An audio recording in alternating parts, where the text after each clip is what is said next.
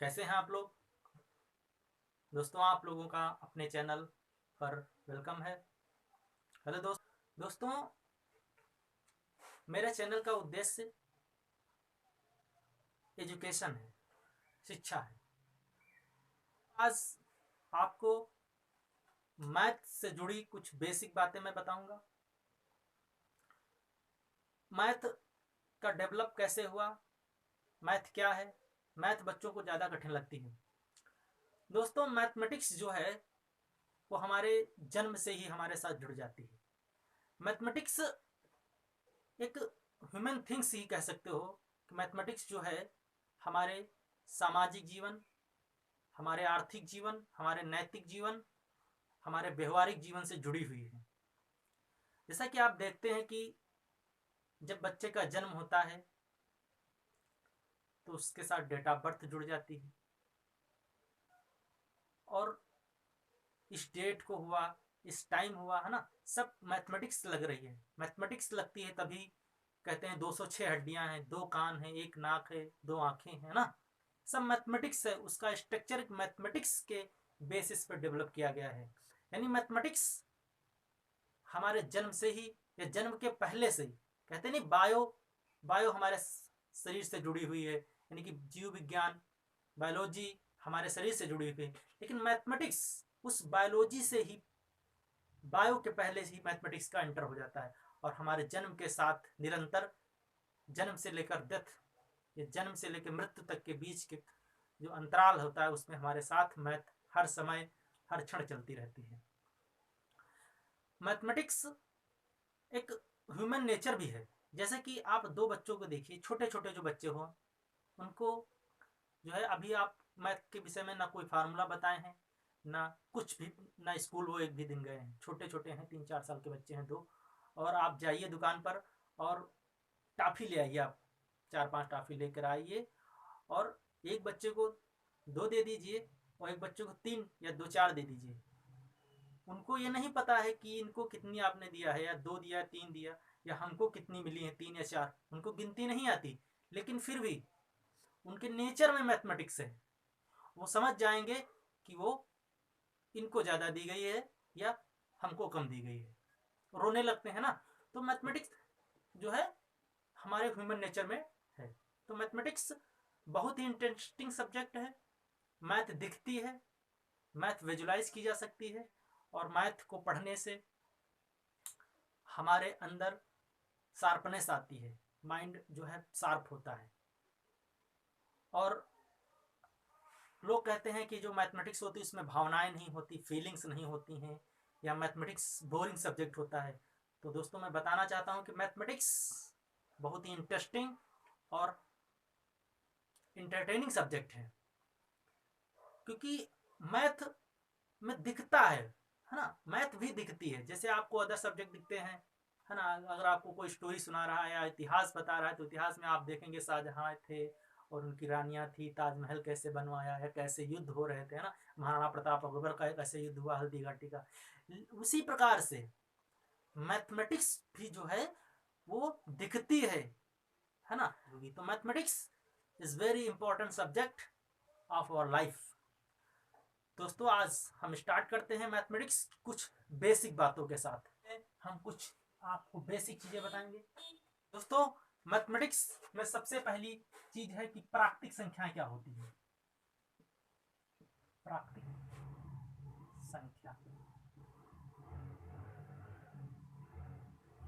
दोस्तों, प्राकृतिक संख्याएं क्या होती हैं। प्राकृतिक संख्याएं वह संख्याएं होती हैं जो हमारी गिनती होती हैं, यानी जिनका ओरिजिन पॉइंट 1 होता है, 1 2 3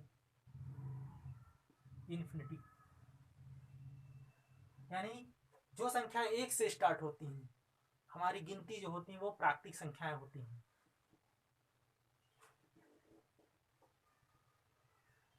पूर्ण संख्याएं क्या होती हैं।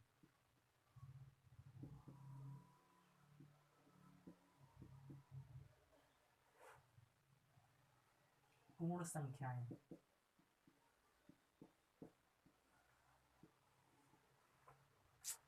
पूर्ण संख्याएं वह होती हैं जो 0 से स्टार्ट होती हैं।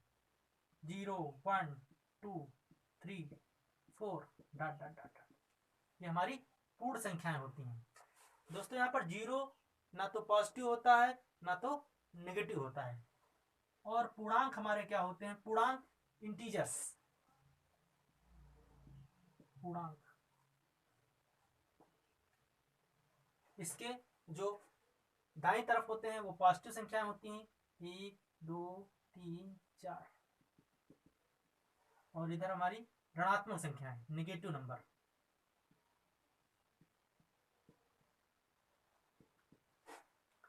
इनको हम इंटीजर्स कहते हैं, इंटीजर जर्स। और ये हमारी होल नंबर होती हैं, पूर्ण संख्याएं, होल नंबर। होल नंबर वह होती हैं जो जीरो से स्टार्ट होती हैं, उन्हें हम होल नंबर कहते हैं। और इंटीजर्स क्या होते हैं? हमारे पॉजिटिव नेगेटिव विद जीरो के साथ, उनको क्या कहते हैं? हम पूर्णांक कहते हैं। और अभाज्य संख्याएं क्या होती हैं? अभाज्य संख्याएं, अभाज्य संख्याएं वह संख्याएं होती हैं जो केवल खुद से और एक से डिवाइड होती हैं, अभाज्य संख्याएं कहलाती हैं। अभाज्य संख्याएं वह संख्याएं होती हैं जो स्वयं से और एक से डिवाइड होती हैं, यानी द नंबर, इसको कहते हैं prime number, prime number, the number which divided one and its, सभी विषम संख्याएं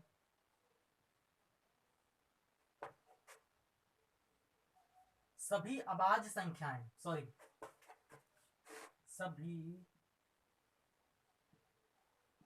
अभाज्य संख्याएं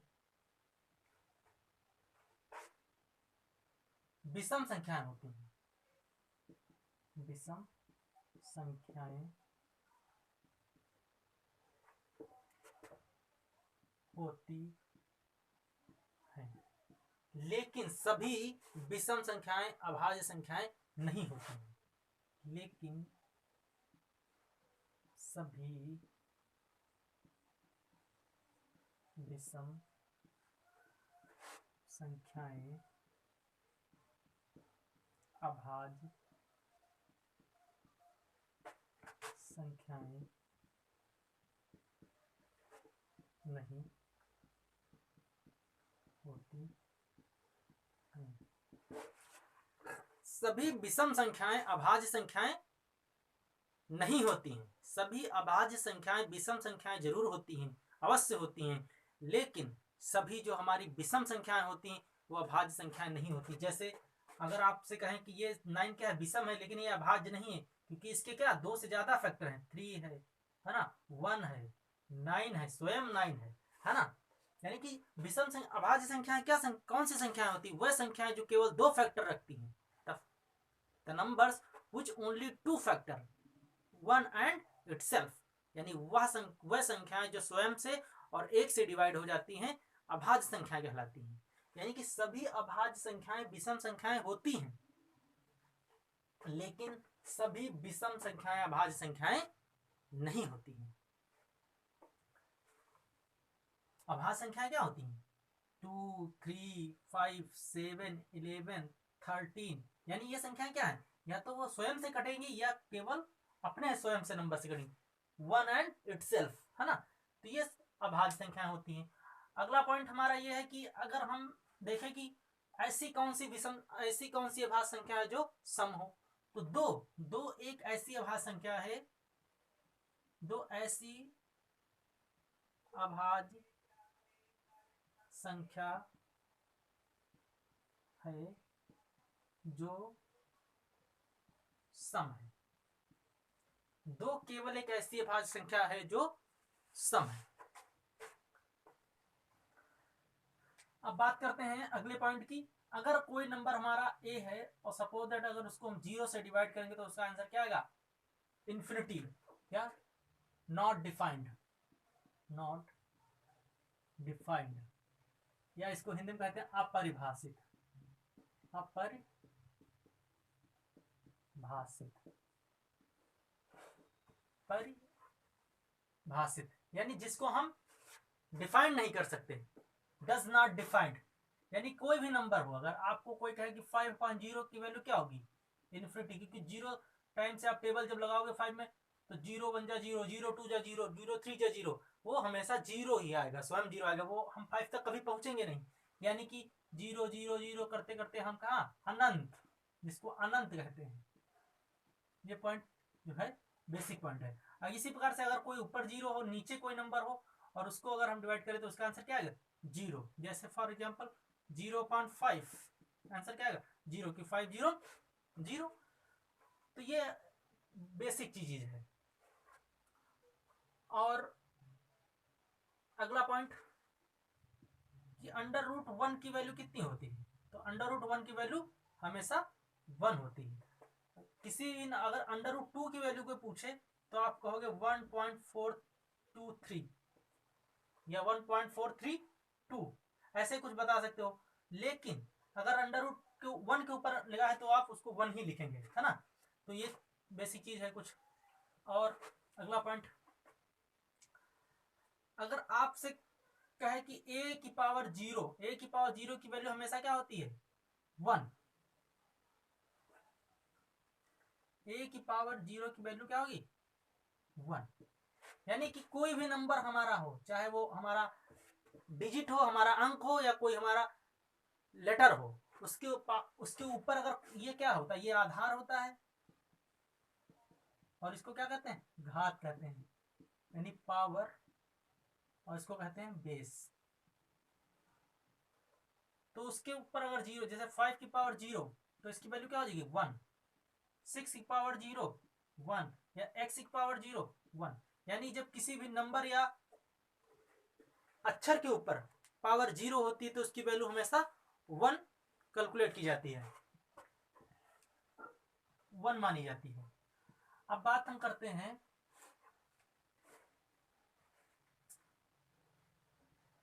यहां तक हो गया आपका जो है बेसिक चीजें थी। सम संख्या आपने पढ़ लिया। विषम सम संख्या क्या होती हैं,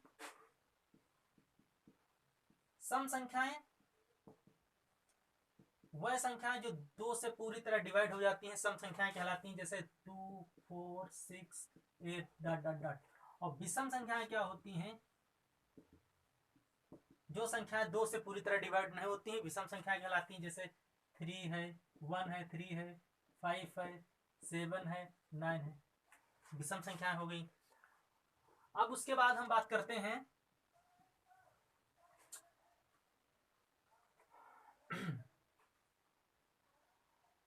अब आते हैं चिन्हों के विषय में, हम कुछ जानकारी हासिल करते हैं। चिन्हों के विषय में कुछ देखते हैं। चिन्हों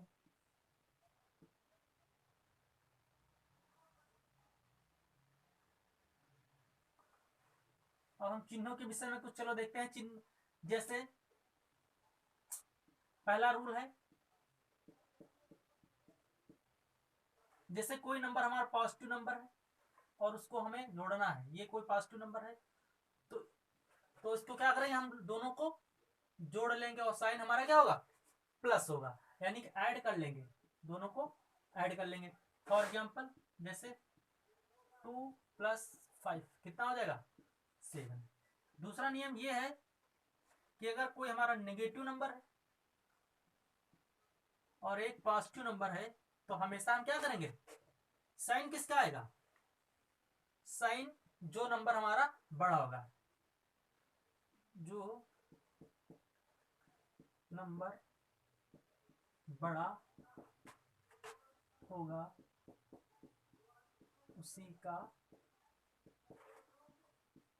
साइन आएगा। और बड़ी में से छोटी संख्या घटा देंगे, बड़ी में से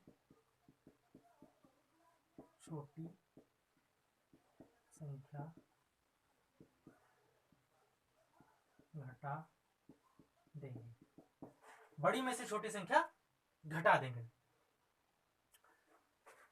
जो नंबर बड़ा होगा उसी का साइन आएगा और बड़ी में से छोटी संख्या घटा देंगे, यानी कि ऑलवेज सब्ट्रैक्शन, यहां पर हमेशा क्या होगा, सब्ट्रैक्शन होगा, सब्ट्रैक्शन।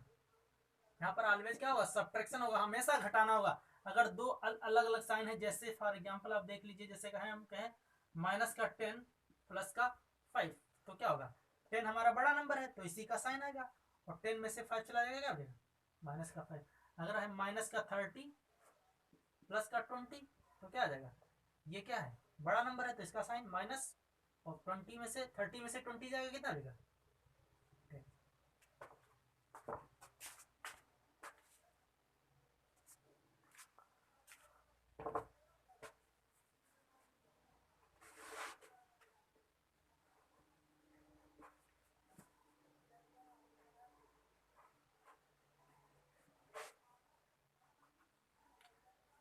अगला रूल देखते हैं, अगर दोनों नंबर हमारे नेगेटिव हैं